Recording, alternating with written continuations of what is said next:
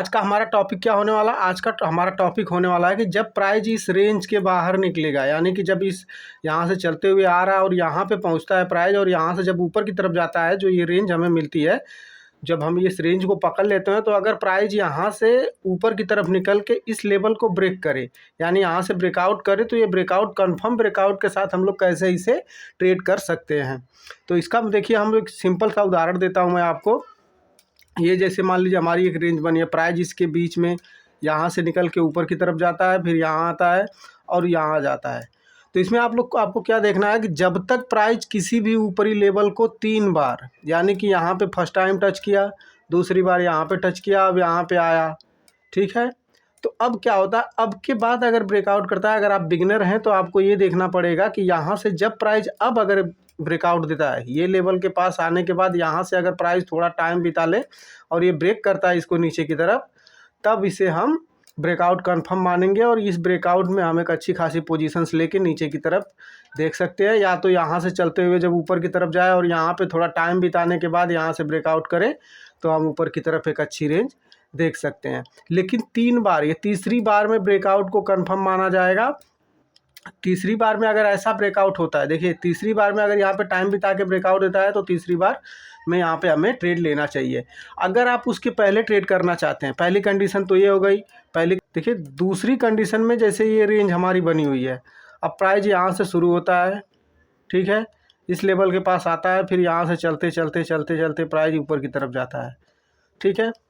अब अगर ये पहली टाइम पे तो हमको सपोर्ट रेजिस्टेंस हमारा निकलता नहीं, लेकिन दूसरी बार जब प्राइस यहाँ पे आता है, यहाँ पे टाइम बिताता है, अरे मतलब यहाँ पे आता है और फिर ऊपर की तरफ जाता है। अगर अब एक बार हमको यहाँ से पता है कि यहाँ पे सेलर एक्टिव होने ही हैं, तो आपको क्या लगेगा, यहाँ पे सेलर एक्टिव होंगे। लेकिन कभी कभी क्या होता है कि यहाँ से ब्रेकआउट हो जाता है, यहाँ पे जैसे ब्रेकआउट हो जाता है और ऊपर की तरफ निकल जाता है। तो इस ब्रेकआउट को ट्रेड करने का हमारा सबसे बेहतरीन तरीका क्या होना चाहिए कि जैसे यहाँ पे प्राइस यहाँ से ऊपर इस लाइन को ब्रेक करता है, ऊपर की तरफ जाता है, तो हम ब्रेकआउट देते ही इस लाइन को पार करते ही हम लोग ट्रेड नहीं एग्जीक्यूट करेंगे। जब ये प्राइस यहाँ से नीचे की तरफ आएगा, इस लेवल के पास आने के बाद यहाँ से यहाँ जब ब्रेकआउट होगा, ऊपर की तरफ से एक पुल बैक मिलना चाहिए।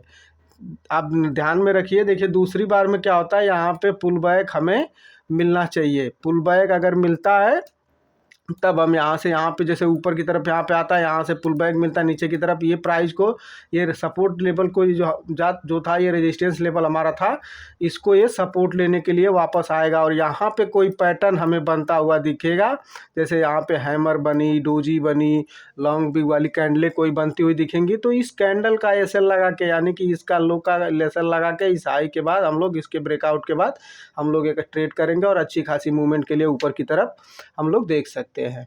ये दूसरी कंडीशन हमारी हो गई। ये समझ में आया आपको? जब ये ब्रेकआउट यहाँ से निकलेगा तो यहाँ पे रिट्रेसमेंट करने के लिए आना चाहिए। अब एक और कंडीशन हम लोग समझते हैं। देखिए यहाँ पे तीसरी कंडीशन क्या हो सकती है?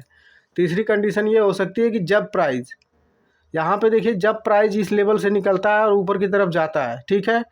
अब यहाँ पे पहले तो नहीं पता चलेगा, ठीक है, यहाँ से निकल के जा रहा है, जब ये ऊपर की तरफ जाता है तो पहले यहाँ पे हमको एक रेजिस्टेंस मिला, फिर नीचे की तरफ आएगा तो हमको यहाँ पे एक सपोर्ट लाइन ये ड्रॉ हो जाती है, ठीक है हमारी। जब ये सपोर्ट लाइन हमारी ड्रॉ हो जाती है यहाँ पे, अब यहाँ पे क्या करने लगता है, यहाँ पे देखिए टाइम बिताने लगता है, यहाँ पे ये स्क्रिप्ट टाइम बिताने लगती है, ठीक है। जैसे ये टाइम बिता लेती है, जब तक ये टाइम ना बिताए, फर्स्ट टाइम की बात कर रहा हूँ मैं, जब ऊपर से रिजेक्ट होकर नीचे की तरफ आता है तो यहाँ पे इसको टाइम बिताना चाहिए, ये टाइम बिताना चाहिए। और जैसे यहाँ पे टाइम मतलब कि यहाँ पे कम से कम 1 हफ्तों का कंसोलिडेशन होना चाहिए, यानी उसके बाद अगर यहाँ पे ब्रेक करे, यहाँ पे ब्रेक करे, तो यहाँ पे एक छोटे एसएल, यानी इस रेंज के एसएल का हम लोग टारगेट एसएल रखेंगे और यहाँ से इस पोजीशन के लिए हम लोग बैठ सकते हैं, ठीक है। तो चलिए अब हम लोग चलते हैं चार्ट पे और उस चीज़ को समझते हैं। चार्ट पे देखते हैं कि कहाँ ये ब्रेकआउट बन सकते हैं। ऐसे एक परफेक्ट एग्जांपल मैं आपको दिखाता हूँ। यहाँ पे जैसा हमने बताया कि टाइम बिताना चाहिए, तो देखिए जब ये प्राइस नीचे की तरफ से इसमें आया है तो ये क्या करता है, यहाँ पे देखिए एक जोन बनी हुई है, इस जोन के भीतर में ये प्राइस ट्रेड कर रहा है। नीचे की तरफ ना यहाँ पे ब्रेक किया है ना यहाँ पे ब्रेक किया। जब भी नीचे की तरफ आता है प्रेशर ऊपर की तरफ, लेकिन ऊपर जाता है तो नीचे की तरफ यहाँ पे प्रेशर निकल जाता है। और यहाँ पे देखिए काफ़ी टाइम में प्राइस बिता चुका है।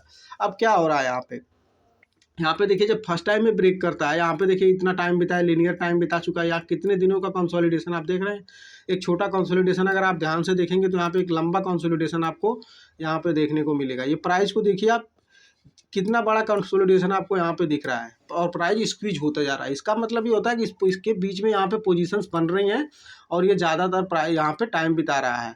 और जैसे इस लेवल को ब्रेक करेगा, यहाँ पे देखिए जैसे इस लेवल को ब्रेक करेगा तो ये ऊपर की तरफ जाता है। रेजिस्टेंस की इस वीडियो को ऐसे ही देखते रहिए। अगर आपको और भी वीडियो ऐसी नॉलेजेबल वीडियो के लिए चैनल को सब्सक्राइब करिए और मिलते हैं नेक्स्ट वीडियो में। जय हिंद दोस्तों।